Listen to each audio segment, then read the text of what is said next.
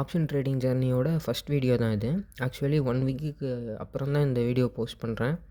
அதுக்கு ரீசன் என்னென்னா, கண்டினியூஸாக 2 லாஸ் வந்துருச்சு. நம்ம ஈகோ வந்து லைட்டாக ஹர்ட் ஆகிடுச்சு. அதனால் அது பார்க்காம எஸ்எல்லாம் அடித்து தூக்கிட்டு போயிடுச்சு. ஸோ அது கொஞ்சம் பெரிய ப்ராப்ளம் ஆகிடுச்சு. அதனால் பாதி கேபிட்டல் கிட்ட காலி ஆகிடுச்சு. நம்ம வந்து 10K வரையும் கேபிட்டல் வச்சுருந்தோம். இப்போது 10K வந்து 5K கிட்ட வந்துருச்சு.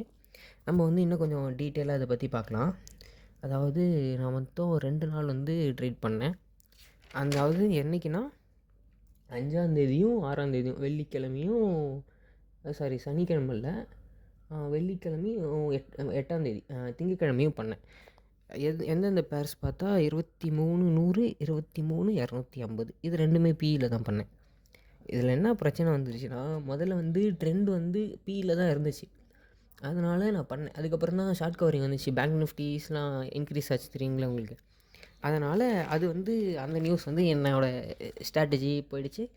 அதுக்கப்புறம் கொஞ்சம் ஈகோ ட்ரிகர் ஆனதுனால அது ஒரு ப்ராப்ளம் ஆகிடுச்சு. அதனால் கண்டினியூஸாக 2 டேஸ் லாஸ் ஆகிடுச்சு.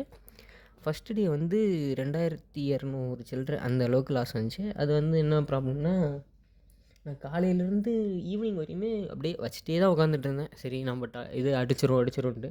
பட் அது ஒரே ஒரு அட்டெம்ப்ட் வந்து நம்ம ஒரு 500 கிட்ட வந்துச்சு. அதாவது லாஸே 500 கிட்ட வந்துச்சு. நான் வந்து அங்கே போய் நிறுத்தியிருக்கணும்னு தோணுச்சு. ஆனால் அதான் சொன்னேனே, ஈகோ வரல, போய்டும் அப்படின்றதில் விட்டுட்டேன். இதுக்கப்புறம் நம்ம வந்து என்ன பண்ணலாம் அப்படின்றத வந்து நம்ம பார்ப்போம். கம்மிங் வீடியோஸில் பாருங்கள் நம்ம எவ்வளோ இது பண்ணுறோம் அப்படின்ட்டு.